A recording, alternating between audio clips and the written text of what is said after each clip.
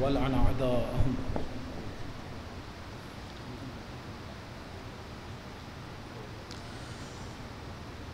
أعوذ بالله من الشيطان الرجيم. بسم الله الرحمن الرحيم.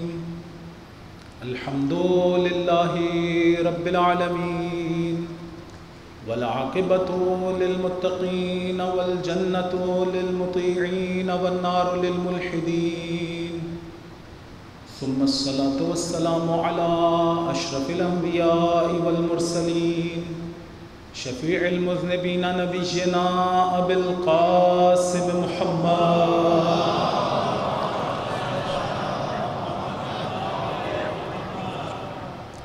وعلى أهل بيته الطيبين الطاهرين الهداة المهديين، لا سيما بقية الله في الأرضين، روحي له الفداء وأرواح العالمين، واللعنة الدائمة على أعدائهم أجمعين من حين عداوتهم إلى قيام يوم الدين. أما بعد، فقد قال الله تبارك وتعالى في محكم كتابه: أعوذ بالله من الشيطان الرجيم.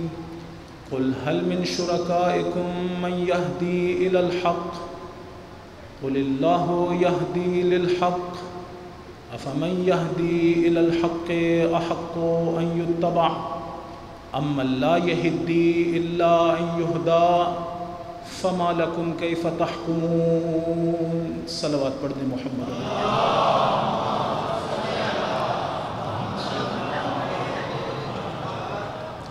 خداوند متعال کا نہایت شکر گزار ہوں جس نے ایک مرتبہ پھر ہم سب کو یہ توفیق عنایت کی کہ اس کا اور اس کے پاک بندوں کا ذکر بجا لا سکیں. اس کی بارگاہ میں دعا ہے ہم سب کو خلوص عنایت فرمائے، ہمارے اور ہمارے دوستوں کے ذوی الحقوق کے گناہان کبیرہ و صغیرہ کو معاف فرمائے، ہمارے آقا و مولا کے ظہور میں تعجیل فرمائے، اور ان کی توجہ، ان کی دعا، ان کی رضا ہم سب کو عنایت فرمائے. ایک درود پڑھ دیجئے محمد و آل محمد علیہ السلام.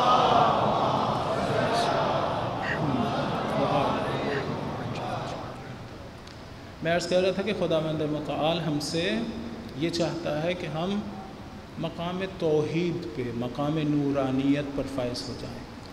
خدا نے چاہا انشاءاللہ کل اس مقام کو بیان کرنے کی کوشش کروں گا. آج اسی کے لیے ایک مقدمہ میں نے عرض کیا تھا پہلے بھی عزیزان.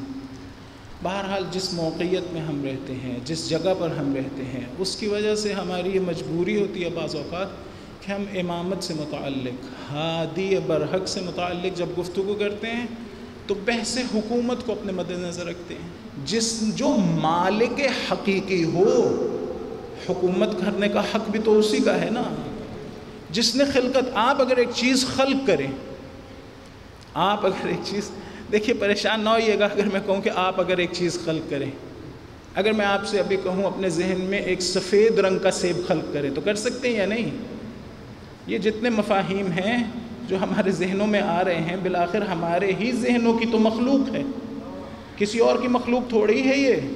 ہاں ہم مستقل نہیں ہیں اس مخلوق میں، یعنی اس کام میں بھی کہ ذہن میں بھی کوئی چیز تصور کر لیں. میں نے کل عرض کیا تھا جس کی ذات مستقل نہ ہو، ڈیپینڈنٹ ہو، اس کا کوئی عمل بھی انڈیپینڈنٹ نہیں ہو سکتا، وہ سب کا سب ڈیپینڈنٹ ہوگا. لہٰذا میں اس چھوٹے سے کام میں بھی مستقل نہیں ہوں. جس کی ذات ہی انڈیپینڈنٹ نہیں ہے اس کا کام کیسے انڈیپینڈنٹ ہو سکتا ہے؟ لیکن بالآخر ابھی میں ساؤنڈ ویوز بنا رہا ہوں خدا کی دی ہوئی طاقت سے. میں نہیں کہہ رہا ہوں میں خالق ہوں، یعنی اس کے مقابلے میں کوئی خالق ہوں، نہیں. وہ جو اسی نے طاقت دی ہے اس کے ذریعے سے ابھی ساؤنڈ ویوز بنا رہا ہوں. یا ذہن میں آپ ایک چیز بنا لیجئے. ایسے نہیں کہہ رہا ہوں کہ یہ لفظ خود سے نہیں استعمال کر رہا ہوں. امام نے فرمایا وہ جو تمہارے ذہنوں میں خدا کے بارے میں تصورات ہیں نا، مخلوق لکم مردود الیکم، تم خدا کے بارے میں جو کچھ بھی تصور کرتے ہو یہ تمہارے ذہن کی مخلوق ہے، خود تمہارے طرف لوٹ جانے والی ہے. یہ خدا نہیں ہے. جو بھی میں تصور کر لوں وہ خدا نہیں ہو سکتا. کیوں؟ یہ ایک فرض کرے 100 لوگ یہاں بیٹھے ہوئے اور ہر ایک کے ذہن میں کچھ نہ کچھ تصور خدا تو ہے، اور ہر ایک کا تصور خدا مختلف ہے ہر دوسرے سے. اگر یہی خدا ہوتا تو جتنے ذہن اتنے ہی خدا. ایسا ہی ہے نا, اگر یہی جو ہمارے ذہن میں آیا ہے یہ خدا ہوتا تو جتنے ذہن اتنے خدا. خدا یہ نہیں ہے, خدا ایک ایسی چیز نہیں ہے جو ذہنوں میں آئے گی. خدا ایک ایسی چیز نہیں ہے, ایک ایسی ہستی نہیں ہے جو ذہنوں میں آئے گی. امام نے کہا یہ تمہاری اپنی مخلوق ہے, تمہاری ہی طرف لوٹنے والی ہے.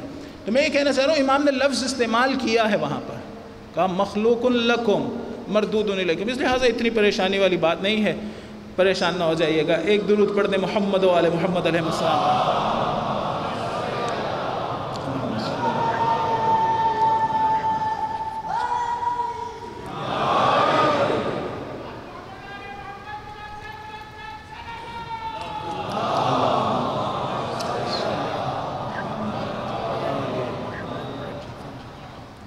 تو میں عرض یہ کر رہا تھا کہ ایک اور درود پڑھ دیجئے محمد و آل محمد علیہ السلام.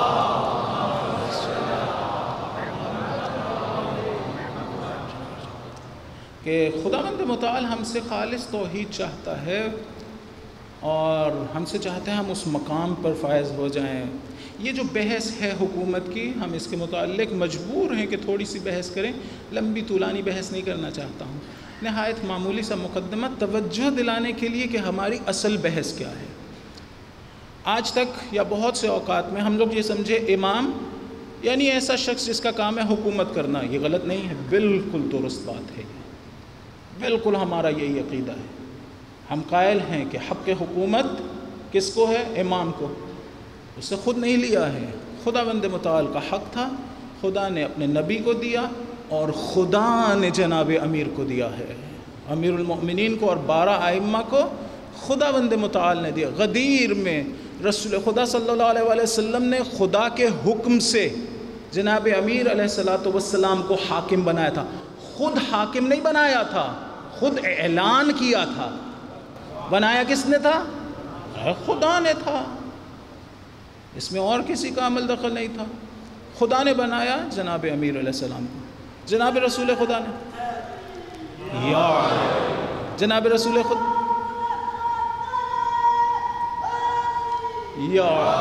خدا نے ہماری ذمہ داری نہیں رکھی. آپ چھوٹی چھوٹی سی چیزوں کی طرف توجہ کریں. من ماتا ولم یعرف امام زمانہ مات میتۃ جاہلیہ.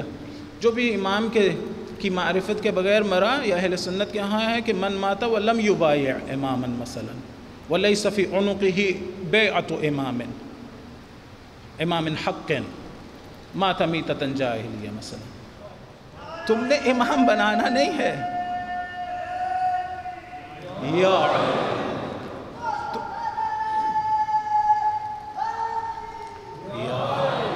تمہاری ڈیوٹی میں امام بنانا نہیں رکھ رہا ہوں, تمہاری ڈیوٹی صرف اس کی معرفت رکھ رہا ہوں.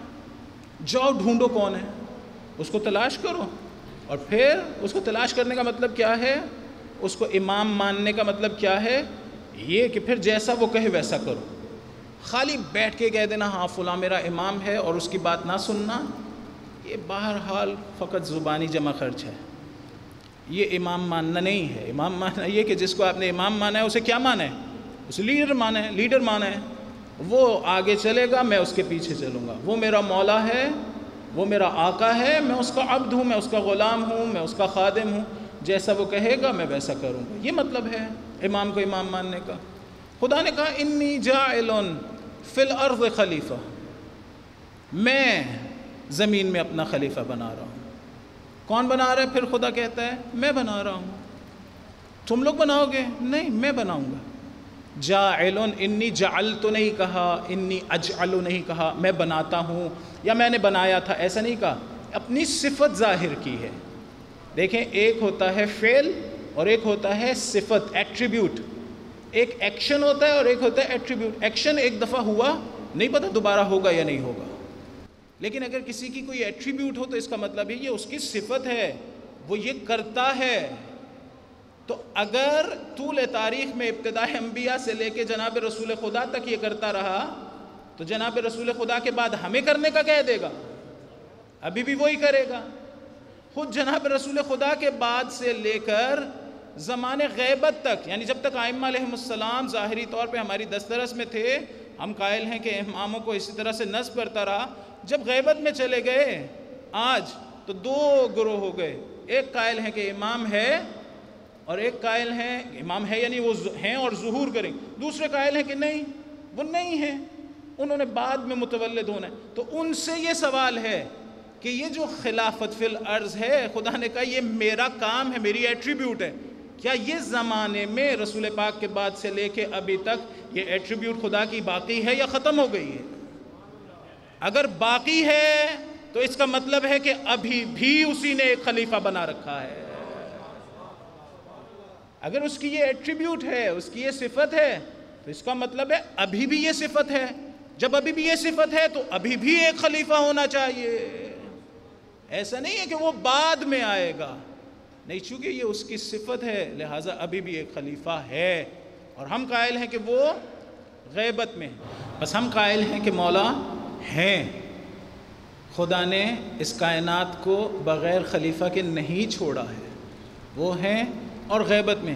غیبت کا مطلب سمجھیے, غیبت کا مطلب ہمارے ہاں یہ نہیں ہے, اگر اہل سنت کے دوست بھی آتے ہیں وہ سمجھیں اس بات کو. غیبت کا مطلب ہمارے ہاں یہ نہیں ہے کہ امام کوئی انویزیبل چیز ہے, یعنی اسی جگہ پر کہیں پر انہوں نے اسپیس کنزیوم کی ہوئی ہے لیکن مجھے نظر نہیں. ایسی کوئی بات نہیں ہے, کوئی انویزیبل چیز نہیں ہم لوگ کہتے کہ وہ انویزیبل ہیں, یا مثلاً وہاں برموڈا ٹرائنگل میں رہتے ہیں کہیں پر یا کہیں اور رہتے ہیں, ایسی کوئی بات نہیں ہے. غیبت کا صرف اتنا مطلب ہے, غیبت کا صرف اتنا مطلب ہے کہ ہم اپنے زمانے کے امام کو پہچانتے نہیں ہیں چہرے سے.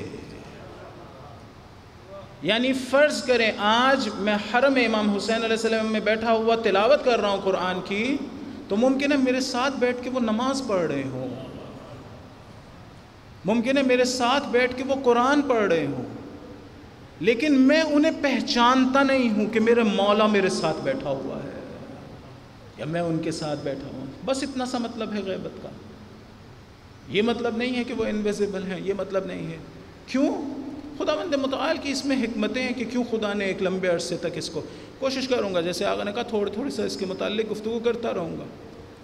صرف غیبت کا اتنا, وہی چیز جو حضرت یوسف علیہ السلام کے لیے تھی. حضرت یوسف علیہ السلام بازار میں انہیں بیچا جا رہا تھا نا, اور خرید بھی رہے تھے لوگ.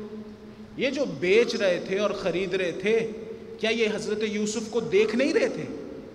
دیکھتے تھے, لیکن پھر بھی ان کے لیے حضرت یوسف غیبت میں تھے.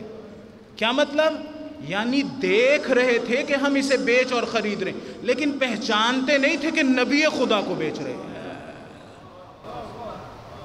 پہچانتے نہیں تھے کہ یہ جس سے ہم بات کر رہے ہیں, یہ جس سے ہم ملاقات کر رہے ہیں, یہ نبی خدا ہے.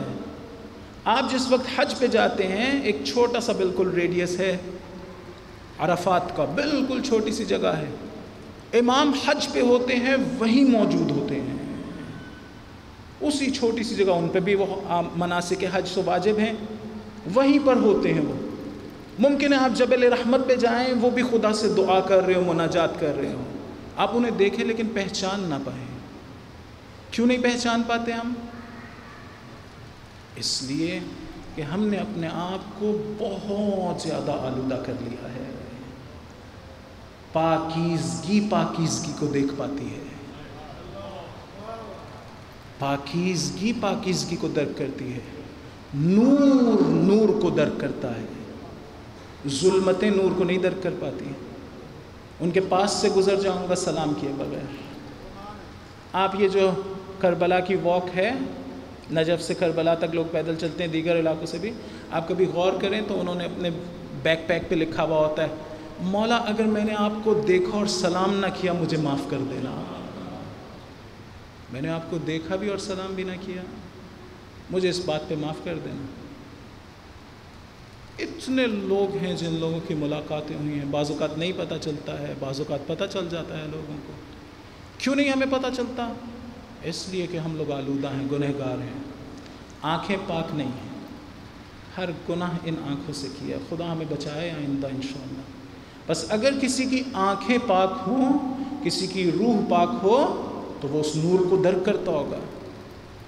بس اب امام سب کے لیے غیبت میں ہوں گے، یعنی پہچان نہیں سکتے ہوں گے لوگ، اس کے لیے غیبت میں نہیں ہوں گے۔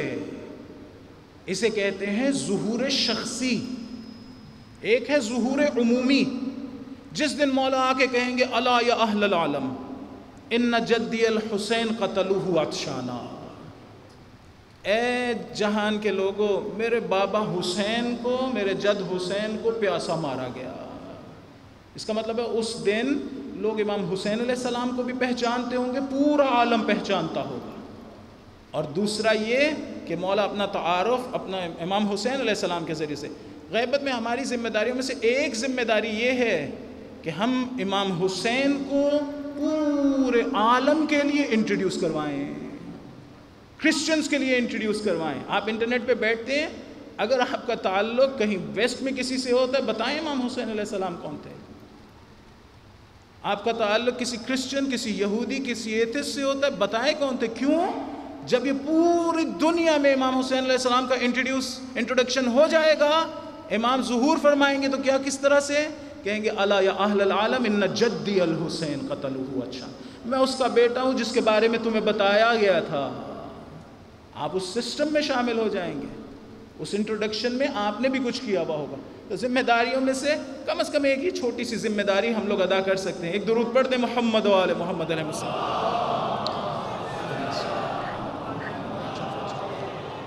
میں ایک صاحب کو جانتا ہوں، وہ کسی جلوس میں شرکت کی انہوں نے کسی غربی ملک میں، تو وہاں پر ایک خاتون ان کے پاس آئی، انہوں نے کیا، آپ کیا امیگریشن لاز کے مخالفت میں یہ جلوس نکال کے جا رہے ہیں؟ انہوں نے کہا نہیں، میں امیگریشن لاز، ہم لوگ امیگریشن لاز کے مخالفت میں نہیں۔ پھر انہیں سمجھ میں آئی کہ میں نے تو جلوس نکالا ہے، صرف یہاں کے لوگوں کو، لوکل لوگوں کو میں نے نہیں بتایا میں نے یہ جلوس کیوں نکالا ہے۔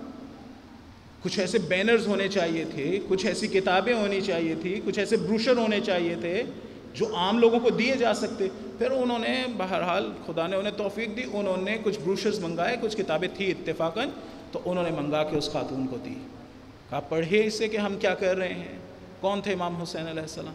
بہرحال ہم میں سے ہر ایک کی یہ ذمہ داری۔ ایک درود پڑھ دیں محمد و آل محمد علیہ السلام۔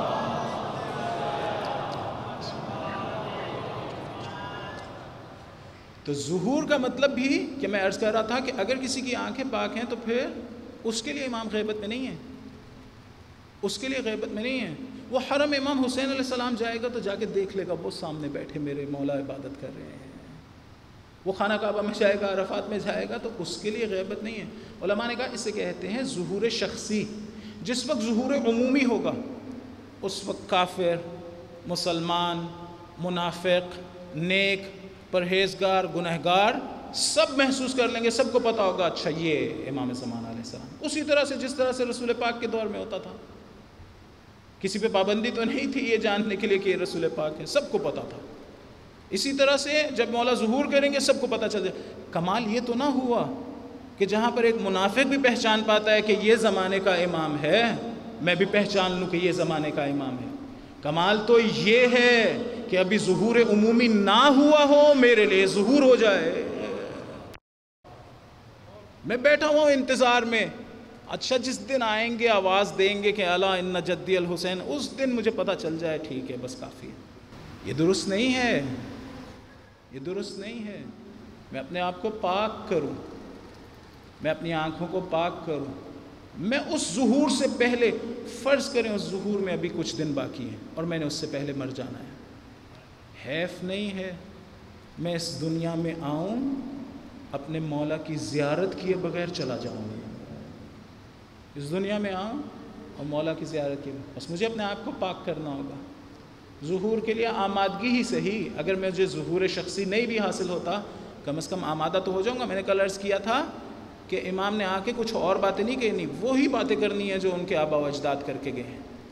تو کیا کہتے ہیں علماء؟ کہتے ہیں کہ پھر آپ کی زندگی ایسی ہونی چاہیے، غیبت میں زندگی کیسی ہونی چاہیے؟ انہوں نے کہا غیبت میں آپ کی زندگی ایسی ہونی چاہیے کہ فرض کریں پہلی 20 جمادی الثانی کو مثلاً ظہور ہونا ہے یا 15 شعبان کو ظہور ہونا، تو وہ کہتے ہیں کہ آپ کی زندگی غیبت میں اس طرح سے ہونی چاہیے کہ 14 شعبان کا دن اور 15 شعبان کا دن آپ کے لیے 2 مختلف دن نہ ہو. جس طرح سے آپ نے 15 شعبان کو زندگی گزارنی ہے اسی طرح سے پہلے سے گزار رہے ہو. یہ نہ ہو کہ 14 تک تو ایک اور زندگی تھی، اس کے بعد ایک اور زندگی شروع ہونی ہے. ایسا نہ ہو. وہی کام جو مولا کے ظہور کے بعد آپ نے کرنے ہیں وہ ابھی سے کرنا شروع ہو جائیں. ان میں سب سے زیادہ امپورٹنٹ کام کیا ہے؟ سب سے زیادہ اہم کام کیا ہے؟ اپنے آپ کو گناہوں سے روکنا. سب سے زیادہ امپورٹنٹ کام ہے اپنے آپ کو گناہوں سے روکنا. میں چند دنوں پہلے حدیث پڑھ رہا تھا، مجھے الفاظ اس کے یاد نہیں ہیں لیکن مفہوم یاد ہے. قیامت کے دن پہاڑوں جتنے بڑے نیک اعمال لے کے جائیں گے لوگ. رسول خدا صلی اللہ علیہ وسلم نے فرمایا ہے پہاڑوں جتنے عظیم نیک اعمال لے کے جائیں گے، لیکن پھر بھی انہیں جہنم میں ڈال دیا جائے گا. کیوں؟ مولا نے فرمایا یہ نیک اعمال تو انجام دیتے تھے، لیکن جیسے ہی حرام کرنے کا موقع ان کے سامنے آتا تھا فوراً حرام بھی کر لیتے تھے. ہم لوگ بھی اسی طرح سے کرتے ہیں نا. ماتم بھی کر رہے ہوتے ہیں، مجلس بھی پڑھ رہے ہوتے ہیں، سن رہے ہوتے ہیں، اور پھر کہیں حرام کا موقع آتا ہے تو حرام بھی کر لیتے ہیں. نہیں، سب سے زیادہ امپورٹنٹ کام یہ ہے کہ ہم حرام چھوڑیں. اس طرح سے ہے، بعض علماء نے ذکر کیا، اس طرح سے ہے جس طرح سے ایک سیک آپ کے پاس ہو، ایک بوری ہو اور اس بوری کا پیندے میں سوراخ ہو. آپ اس میں جو کچھ مرضی ڈالتے چلے جائیں، جتنا مرضی ڈالتے چلے جائیں، وہ سب نکلتا چلا جائے گا. گناہ یعنی یہ جتنے مرضی اچھے کام کر لیں، کیونکہ گناہ کر رہے ہیں وہ سب کے سب ضائع ہوتے چلے جائیں گے. لہٰذا ہم سب کی غیبت میں کیا ذمہ داری ہے؟ سب سے پہلے اپنے آپ کو گناہوں سے پاک کر لیں. اب اس کے طریقے ڈھونڈنے ہیں. مجھے کون سی چیز گراتی ہے؟ ہر ایک کی انکلینیشن ڈفرینٹ ہوتی ہے. شیطان ہر ایک کو ڈفرینٹلی پھنساتا ہے. مجھے وہ ڈھونڈنا پڑے گا. مجھے طریقے ڈھونڈنے پڑیں گے کہ کس طرح سے. مثلاً فرض کریں ایک جوان جو ہے وہ اپنی طرف توجہ کرے گا، وہ سوچے کہ میں جب اکیلا ہوتا ہوں نا تو میں گرتا ہوں، یا میں جب فلاں دوست کے ساتھ ہوتا ہوں تو گرتا ہوں، جب میں فارغ ہوتا ہوں تو مثلاً شیطان مجھے گراتا ہے. یہ اپنے آپ کو ڈھونڈنا پڑے گا میں کس طرح سے گرتا ہوں. ایک شہید تھے، شہید محسن حجاجی، کیا عظیم شہید تھے. انہوں نے اپنے موبائل پہ پتہ کیا لکھا ہوا تھا؟ موبائل کی اسکرین پہ چھوٹا سا کاغذ اوپر لگایا ہوا تھا شاید، یا اس کے بیک پہ میں نے بہت سے لوگوں کو لگائے ہوئے دیکھا ہے. اس پہ لکھا تھا گناہ یعنی دوری از امام حسین. اگر میں گناہ کروں گا اس کے ذریعے سے تو امام حسین سے دور ہو جاؤں گا. بس اتنی سی بات لکھی تھی. جب موبائل نکالتے ہوں گے، جیب سے آن کرنے لگتے ہوں گے، پہلے دیکھتے ہوں گے کہ گناہ یعنی دوری از امام حسین. گناہ کروں گا تو دور ہو جاؤں گا. یہ بار بار اپنے آپ کو بتانا پڑے گا. ایک درود پڑھ دیجئے محمد و آل محمد علیہ السلام.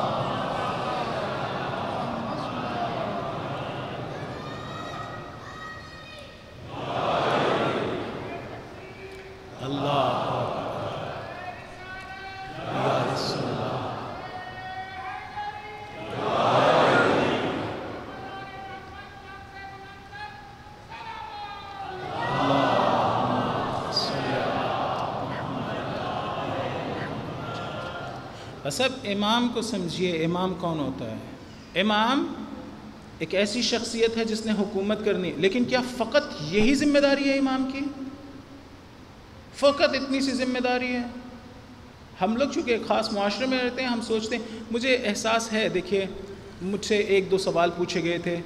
میں مناسبت جہاں دیکھوں گا، جہاں پر بات کی جا سکتی ہوگی، رب دے سکتا ہوں گا، تو وہاں پہ میں کوشش کروں گا. نفس کے بارے میں مجھ سے سوال کیا گیا، شیطان کے بارے میں، نفس کے بارے میں. اگر آج نہ دے پایا، اگر آج دے پایا تو چشم ضرور. یا ایک اور سوال کسی دوست نے کل کیا تھا مجھ سے والدین کی اطاعت سے متعلق. اگر میں کر پایا انشاءاللہ آج، نہیں تو بحث کے درمیان میں کہیں پر کوشش کر لوں گا. ایک درود پڑھ دیں محمد و آل محمد.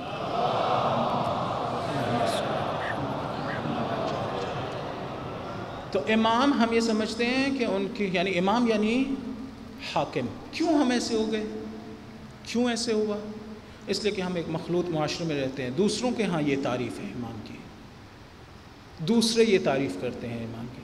ریاست عامۃ، ایک عمومی ریاست، لیڈرشپ، وہ صرف ایک ڈائمنشن ہے امام کی. امامت کی وہ صرف ایک خصوصیت ہے، وہ صرف ایک ذمہ داری ہے کہ اس نے حکومت کرنی ہے. اس میں بھی ہم میں اور ان میں کیا اختلاف ہے؟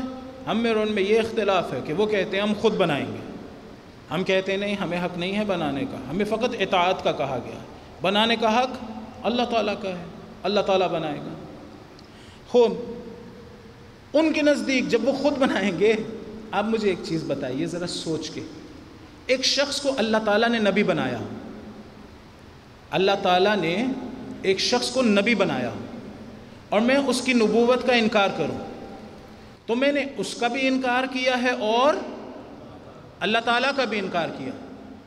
لیکن اگر ایک شخص کو لوگوں نے مل کے نبی بنایا، اس کی نبوت کا انکار کرنے سے اللہ تعالیٰ کا انکار لازم آتا ہے؟ بھئی تم نے اسے تو بنایا لوگوں نے مل کے تھا، اب اگر میں اس کا انکار کر دوں تو اس میں اللہ تعالیٰ کا انکار کہاں ہوا؟ ایسا ہی ہے نا، کتنا بڑا فرق ہے، بہت بڑا فرق ہے۔ ایک بندہ لوگوں کا بنایا ہوا ہے اور ایک خدا کا بھیجا ہوا، خدا کا بنایا ہوا، دونوں برابر تو نہیں ہو سکتے نا، کتنا مختلف ہو گیا، بہت مختلف ہوتا چلا جائے گا۔ ایک درود پڑھ دیں محمد و آل محمد علیہ السلام۔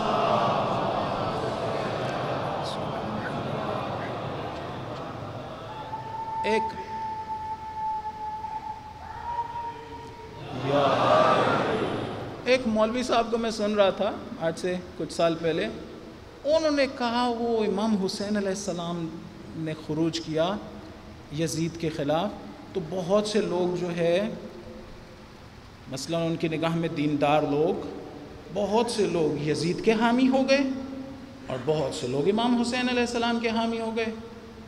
بعض صحابہ امام حسین علیہ السلام کے حامی ہو گئے، بعض صحابہ یزید کے حامی ہو گئے۔ وہ اس کی تحلیل کر رہے تھے، سنیے تحلیل۔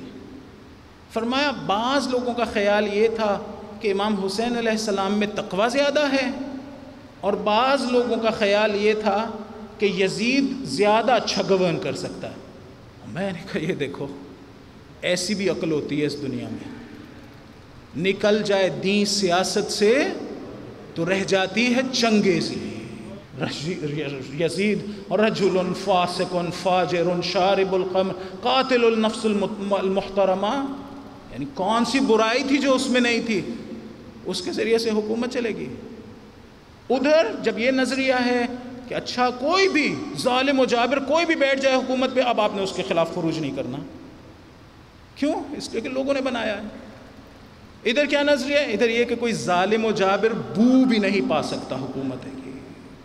جس طرح سے یزید کو بنا دیا گیا، بہت سے لوگ چپ ہو گئے پیسے کے لالچ میں یا ڈر کے مسئلہ۔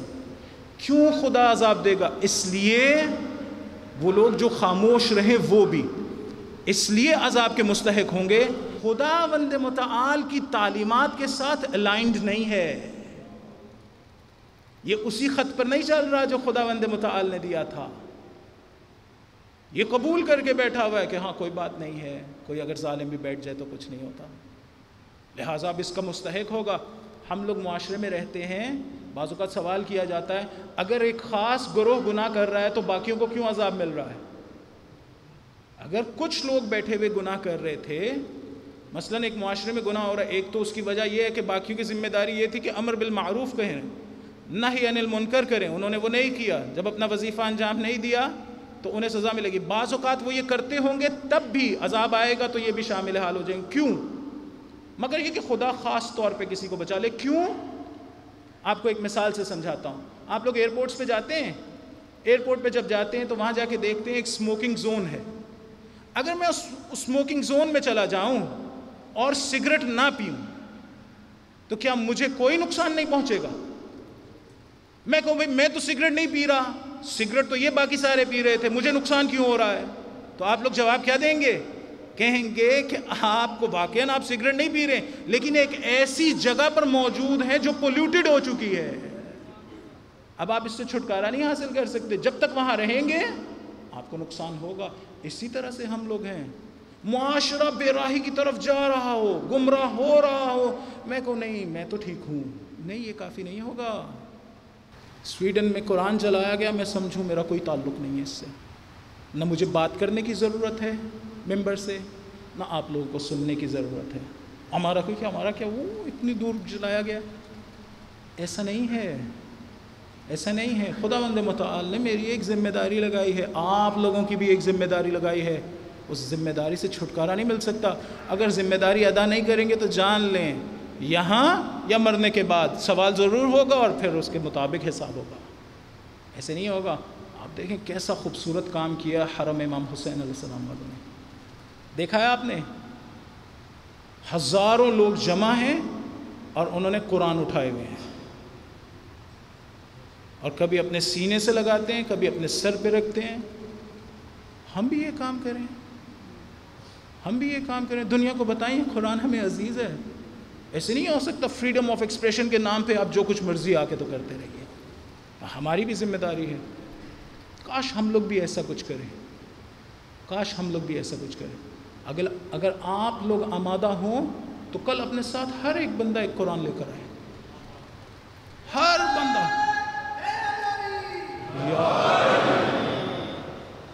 دیکھیں میں اپنی بات کمپلیٹ کرتا ہوں. اگر آپ لوگ قبول کریں تو پھر نعرہ لگائیے ایسا کہ ساروں کی طرف سے ہو. آپ لوگ اپنے ساتھ ایک چھوٹا سا ایک پاکٹ سائز قرآن لے آئیے, چھوٹا سا قرآن لے آئیے. چھوٹا سا نہ صحیح قرآن نہیں, موبائل میں قرآن نکال لیں. میں تو ویسے پریفر کروں گا آپ کے ساتھ قرآن ہو. پورے پاکستان میں گونج جائے, پوری دنیا میں گونج جائے, حسین کے ماننے والے قرآن کو بچانے کے لیے نکلیں گے.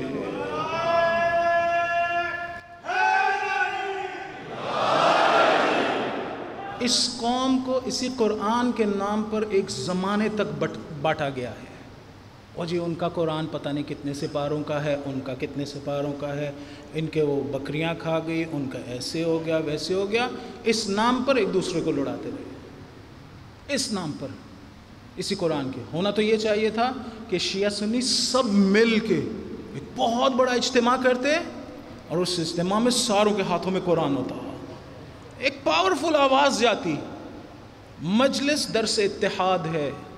ہم یہاں سے تفریقے کے لیے نہیں آئے ہوئے, ہم یہاں اتحاد کی بات کرنے کے لیے آئے ہوئے. ہونا تو یہ چاہیے تھا کہ اسٹیٹ کچھ کام کرتی,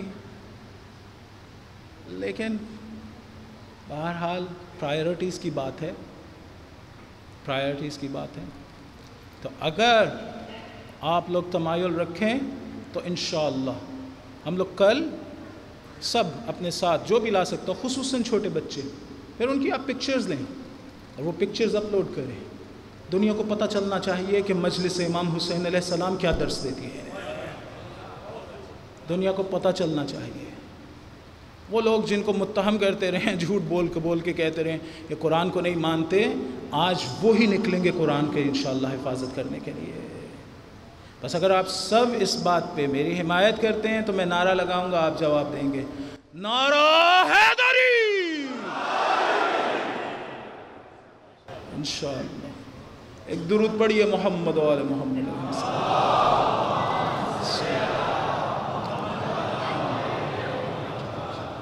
ایسے ایسے عظیم لوگ مارے گئے کربلا میں.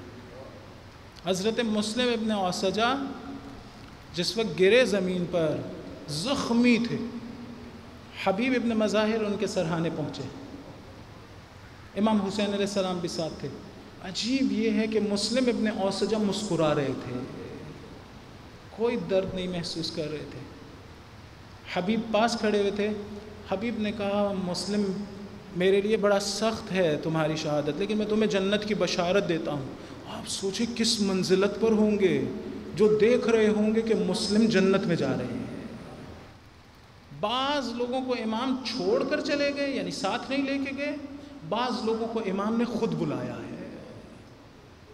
کیسا پیارا لگتا ہوگا وہ بندہ جسے امام خود بلا رہے تھے. کس کو؟ حضرت حبیب کو. ایک خط آتا ہے, حبیب کے قبیلے والے سب جمع ہو جاتے ہیں, حبیب بھی ہیں. خط میں کیا لکھا ہے؟ امام حسین علیہ السلام کا مختصر سے خط ہے. حبیب ہم کربلا پہنچ گئے, اگر آنا ہے تو جلدی آنا. ایسے کچھ جملے ارشاد فرمائے مولا نے. قبیلے والوں نے پوچھا اچھا کیا ماجرا ہے, آپ جائیں گے؟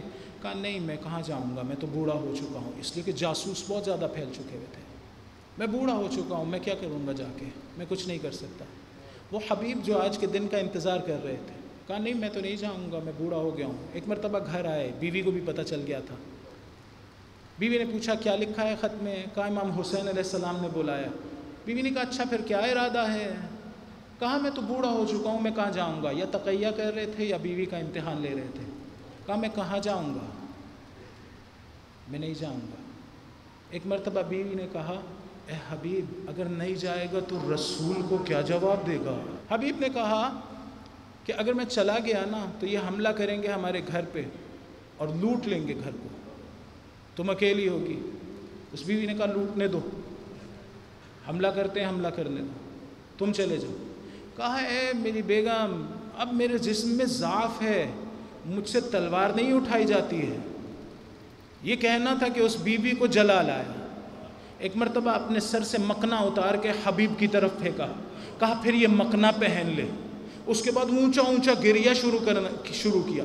کیا کہہ رہی تھی؟ کاش میں مرد ہوتی حسین کی نصرت کو جاتی ہے، کاش میں مرد ہوتی حسین کی نصرت کو جاتی۔ حبیب نے کہا نہیں ہے مومنہ، میں خود جاؤں گا، میں تیرا امتحان لے رہا تھا۔ اس کے بعد کیا کیا؟ حضرت مسلم ابن اوسجہ سے ملاقات ہوئی، دونوں نے طے کیا کہ جانا ہے کربلا، یا 7ویں کی شب میں یا 8ویں کی شب میں کربلا پہنچے۔ جب کربلا پہنچے حسین کے دوست آئے ہیں، اصحاب نے دیکھا ہوگا مسلم ابن اوسجہ بھی آ گئے، حبیب بھی آ گئے، تکبیر بلند ہو گئی، اللہ اکبر اللہ اکبر، آواز جناب زینب کے خیمے تک گئی۔ ایک مرتبہ پوچھا کیا ماجرا ہے، تکبیر کیوں بلند ہوئی ہے؟ کہا حسین کے دوست حبیب آئے ہیں۔ کہا اچھا جائیے ہمارا سلام عرض کر دیں۔ جناب حبیب نے یہ سننا تھا۔ ایک مرتبہ خاک کربلا اٹھائی، اپنے بالوں میں رکھی، کہا میں کون ہوں جسے زہرا کی بیٹی سلام بھیجے؟ عاشور کا دن آیا، جب وقت نماز آیا، امام حسین علیہ السلام نے دشمن سے کہا نماز کا وقت ہے، اس نے کہا جنگ نہیں چھوڑوں گا، جنگ کرتا رہوں گا۔ حسین بن نمیر کی بات ہے، حبیب نے خطبہ دیا، ظالموں نے جنگ شروع کی، حبیب نے حملہ کیا۔ شاید 60 کے قریب لوگ تھے جنہیں فنار کیا، جنگ کر رہے ہیں، لیکن بالآخر ایک وہ وقت آیا کہ جب حبیب زمین پر گرے، ظالموں نے، حسین بن نمیر آگے بڑھا، اس نے سر پہ تلوار ماری، حضرت حبیب علیہ السلام کا سر شگافتہ ہوا۔ اس کے بعد ایک ظالم آگے بڑھا، تمیمی تھا، تمیمی قبیلے سے، اس نے آگے بڑھا اور حبیب کا سر کاٹا۔ سر کاٹنے کے بعد نمیر کہتا ہے، حسین بن نمیر کہتا ہے یہ سر مجھے دے دے، ہم دونوں اس میں شریک ہیں، کیا کروں گا؟ میں اس سر کو اپنے گھوڑے کی گردن میں باندھوں گا اور یہاں چکر لگاؤں گا۔ حبیب کا سر جب عبید اللہ ابن زیاد کے دربار میں پہنچا، 100 درہم باقیوں کے مقابلے میں زیادہ دیے گئے۔ وہ کہتا ہے میں جہاں جہاں جاتا تھا، ایک 15-16 سال کا بچہ میرے گھوڑے کے ساتھ ساتھ دوڑتا تھا۔ میں محل میں داخل ہوا، بچہ محل میں داخل ہوا، میں باہر نکلا، بچہ باہر آ گیا۔ میں نے پوچھا اے بچے کیا مسئلہ ہے تیرا، تو میرا پیچھا کیوں نہیں چھوڑتا؟ اس بچے نے کیا جواب دیا؟ ایک مرتبہ میرے بابا کا سر مجھے دے دے، میں اس سر کو دفنانا چاہتا ہوں۔ اس ظالم نے نہ دیا۔ میں ہاتھ جوڑ کے حبیب کے بیٹے سے کہوں گا اے حبیب کے بیٹے، شاید خدا کی یہی مصلحت تھی کہ یہ سر آپ کے ہاتھ میں نہ آئے۔ کیوں؟ اس لیے کہ ایک چھوٹی سی بچی شام کے زندان میں اپنے بابا کو یاد کر رہی تھی، خواب سے اٹھی، کہہ رہی تھی پھوپھی میرا بابا کہاں چلا گیا؟ اس کی یہ باتیں بیویوں نے سنی، گریہ شروع ہوا، یزید ملعون نے باپ کا سر بھیج دیا۔ آیت اللہ مجتہدی کہتے ہیں جب سر لایا جا رہا تھا، بی بی جناب زینب دروازے میں کھڑی ہو گئی، کیا کہہ رہی تھی؟ سر نہ لاؤ، میں بچی کو خود چپ کرا دوں گی، سر نہ لاؤ۔ سر لایا گیا۔ حبیب کے بیٹے، آپ سے میں ہاتھ جوڑ کے کہوں گا، جب بچی کو سر ملا نا دو چھوٹے چھوٹے ہاتھوں سے کبھی زلفیں سنوارتی ہوگی، کبھی چہرے پہ ہاتھ ملتی ہوگی، باتیں کر رہی تھی، کیا کہہ رہی تھی؟ بابا یہ پیشانی کیسے پڑ گئی، بابا یہ چہرے پہ کس کا خون ہے، بابا یہ دانت کیسے ٹوٹے، بابا یہ خشک رگیں کس نے کاٹ ڈالی۔ آپ جب بچہ رو رہا ہو اسے کوئی چیز دیں وہ چپ ہو جاتا ہے نا، اس لیے کہ اسے سکون مل جاتا ہے۔ بیویوں نے دیکھا یہ چھوٹی سی بچی بابا سے باتیں کرتی کرتی ایک مرتبہ خاموش ہو گئی، شاید باز نے سوچا ہو یہ سو گئی ہے، جناب زینب پکاری ہے سید ساجدین، اٹھو ذرا دیکھو۔